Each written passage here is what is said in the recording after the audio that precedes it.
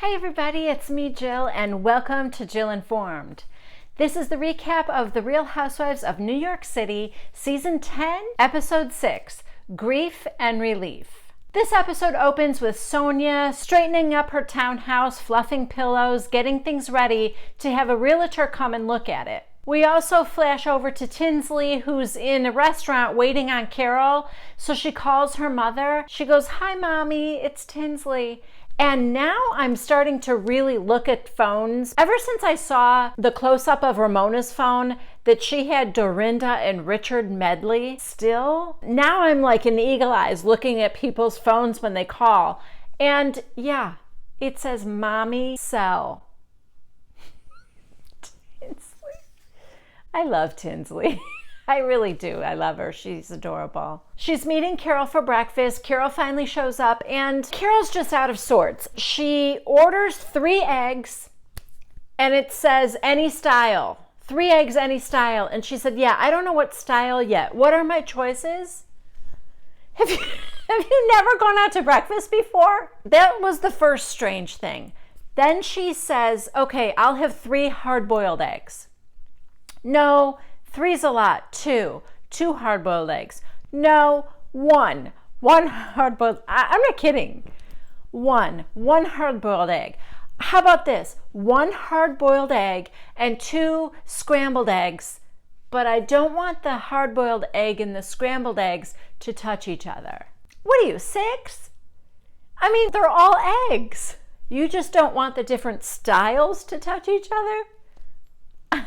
I think that's weird. Then to top it off, when the food arrives, Carol said, oh, I ordered a hard-boiled egg too. The server's like, yes, ma'am, they're here on a separate plate. Yeah, Carol, remember? You didn't want your eggs to touch. So they're chit-chatting, and again, they're kind of talking about Adam. Tinsley says she really likes her with Adam. And Carol said, yeah, but is Adam Radzi worthy? I'm not sure because I got this call from him on Monday and he said, listen, I just want to be totally honest and upfront with you. I met someone and I like her. Yeah. So, Tinsley kind of freaks out. Oh, okay, now I'm not Team Adam anymore. Yeah, so whatever the relationship was, it was casual, but they weren't seeing other people. And so now Carol said, I just feel like I'm always like cool Carol and I go along with anything, but I don't think I'm going to be cool Carol anymore.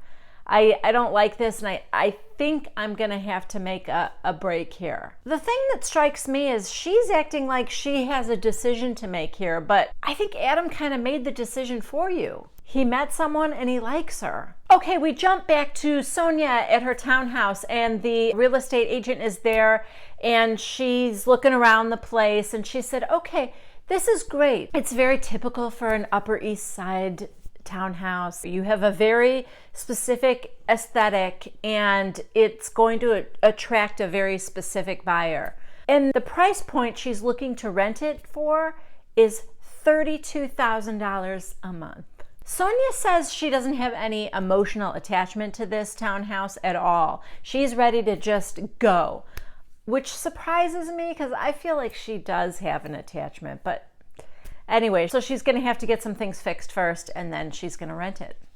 I don't know where she's going to go though. Maybe she'll move in with Luann. Okay, Dorinda and Bethany are preparing for their trip to Puerto Rico. Bethany was explaining how this is going to happen to Dorinda, and that she's got all these like envelopes of cash. She's going to give $300 to each family, I guess. And she's allowed to give $125,000 a day or something like that. It was fascinating. Even if it is peppered with Bethany sort of patting herself on the back. But you know what? I can't deny her this one because it is kind of amazing what she did. She's talked about how hers was the first plane there. She was there before Trump, although that's not really saying a lot. But you know what? You got to give her credit. She doesn't have to do this, and I think it's awesome. Next, we see Carol, Tinsley, and Ramona at a spa. They're getting like mani-pedis or something. And Ramona says to Carol, I heard about Bethany asking Dorinda to go with her to Puerto Rico. And Carol goes, Oh, really? And Ramona, oh, you didn't know? And Carol said, no. Well, I mean, that's great. I would have gone if she would have asked me, but that's fine. That's good. You can tell Carol's hurt and there's a little something going on there. And Ramona is just eating this up. Yeah, I would have thought she would have asked you. And Carol said, yeah, I have done that sort of thing before when I was with ABC News. I've gone to places like that before. And so, yeah, but it's fine. I'm happy that I could have helped the way I did. I gave her a lot of money and I'm happy that I could help in some way. And I think it's great with what Bethany is doing. I really do. To the confession cam, Ramona says, it's really sad. I don't know what's going on with those two, but it's almost like watching a divorce. But you're not sad, are you, Ramona? You are loving every minute of it. In Carol's confessional, she said, I don't know what's going on with Bethany, but I'm starting to get weird feeling from her. Okay, so next we are in Miami, which is where Bethany's warehouse is, with all the supplies for Puerto Rico. It's huge. It's very impressive. It really is. And we got to meet Michael, who is her partner with this charity. And she was telling her team, I'm excited that I get to bring Dorinda because this is someone from my other life that finally gets to see what I'm doing here with you guys. And it just makes it all seem more real now. Back in New York,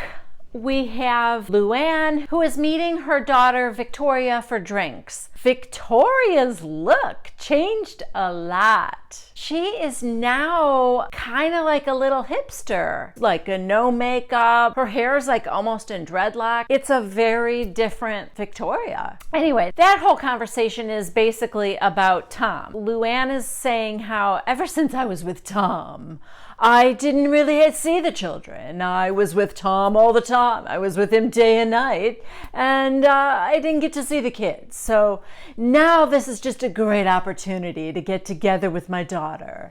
Victoria asks her, did you ever feel at home in his apartment? Luann says, well, I tried to put a few touches here and there, but that was his bachelor pad.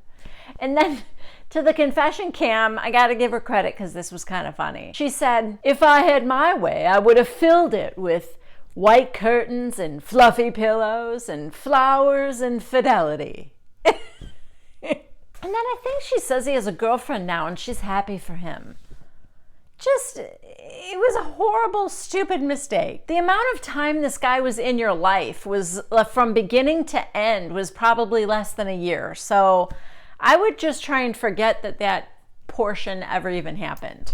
Meanwhile, back in Miami, Dorinda and Bethany are having dinner with Bethany's team, the people who are working on this charity with her partner and a few other people who are like key players in this whole thing. The one guy is going to Puerto Rico with them.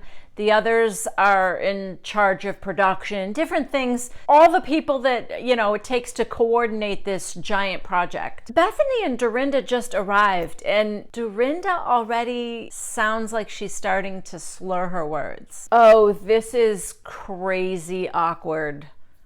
Yeah, Dorinda's plastered. Bethany says to the confession cam that they were drinking wine in her hotel room and then they had a drink at the bar, and now that they're sitting down to eat, not good. This guy, Michael, who is Bethany's partner, I guess he was like this big Wall Street guy. He had all this money and he gave it all up to do philanthropic charity work full time. He starts telling a story of their relief efforts in Haiti after they had an earthquake.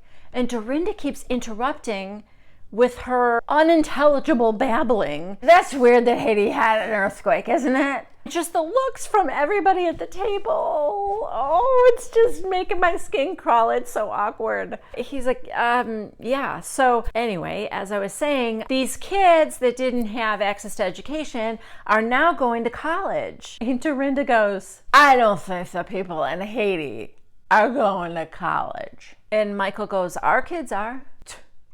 Dorinda, 4 years ago this happened, and now they're going to college. And he goes, well, it was 7.5 years ago. 7.5 years ago this happened, And now they're going to college. I don't think so. He said, yes.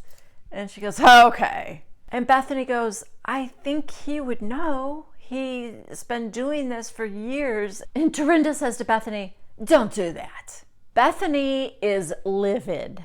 And she's really embarrassed. And Bethany said, you know what? I don't think you should come tomorrow. Dorinda said, do you not want me to come? And Bethany said, you know what? Right now, no, I don't want you to come. So she said, okay, I won't come. She gets up and she's like, good night. I was excited. I was happy to come. You did this, Bethany. You always do this. And off she goes. It would be funnier if I didn't think she might have a drinking problem. This isn't the first we've seen of slurry drunk Dorinda. I just feel like it happens too often.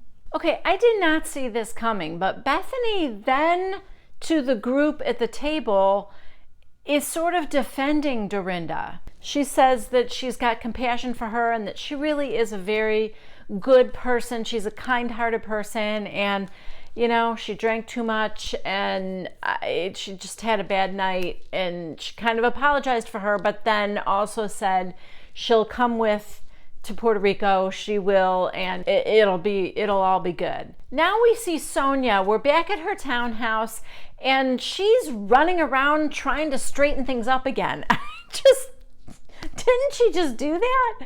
Anyway, I don't know how much time has passed, but now she's expecting the realtor, but also a real estate photographer is coming to photograph the place to advertise that it's for rent. The doorbell rings, and I'm wondering, why is she just cleaning now? She's just running around like a chicken with its head cut off right before the photographer's coming.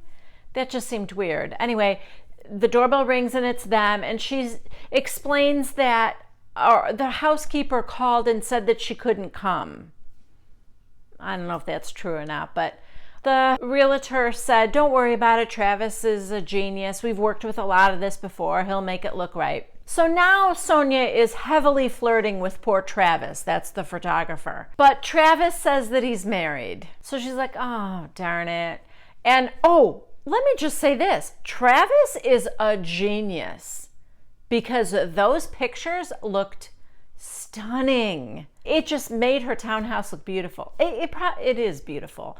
But I mean, it went from like a sort of a Grey Gardens kind of a situation to really looking like an upscale, gorgeous townhouse. Then Sonia finds out that Travis is married to a man, and somehow that makes it all better because he didn't choose a woman over her or something. It's just crazy. Then she says, then we can be friends, and I can like make out with your husband, because I wouldn't make out with you because I'm attracted to you. Okay. I am not following the logic whatsoever. Then she asks him, so you're gay, huh? Not bisexual? And he's like, no. And she said, if I buy you something, will you get sexual? Apparently that's something her grandmother used to say. I don't know. Back to Miami, Florida. It is the morning that they're getting on the plane and heading to Puerto Rico. All is well. They're all dressed in their #It'sACrisis t-shirts. And Dorinda hasn't said a word. She just, smiled, got ready. She's all chipper and ready to go. So Bethany's like, that's fine. So when they get on the plane, Bethany takes that opportunity, though, to bring it up to her and say, listen, last night you were meaner to me than Ramona is. And I cut you slack because you're a drunk. And Dorinda was quiet for a second. And then she said, well, I'm not, but I can't drink without eating. And I should have just gone to bed. And Bethany said, but it was 7 o'clock. You shouldn't have to go to bed at 7 o'clock. And she said, I had a lot going on. And Bethany goes, who doesn't?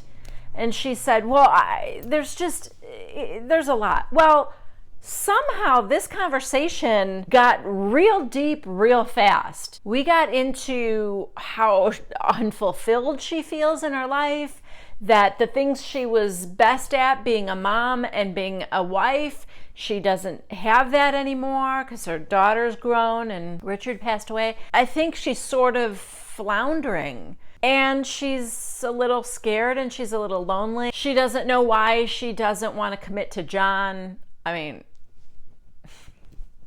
I could tell her why. Have you seen John? But I guess she said, maybe I should see a therapist. And Bethany's like, yeah, that wouldn't be the worst idea. And she said, yeah, that's going to be my gift to myself in 2018.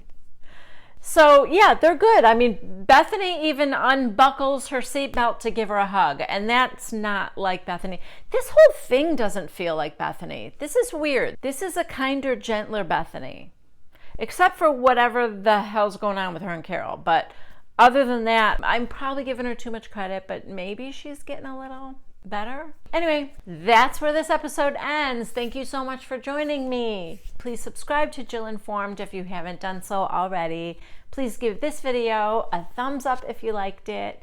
And don't forget to comment down below. I read all your comments. I'd love to hear from you guys. I do not have the time or the desire really to Google stuff about these ladies, and half of the time the things I hear are from you guys in the comments when you're spilling the tea about what's really happening in their lives. So I love it. Keep them coming. All right, please join me next Wednesday at 1 p.m. Central Time for the next recap of The Real Housewives of New York City. Bye-bye.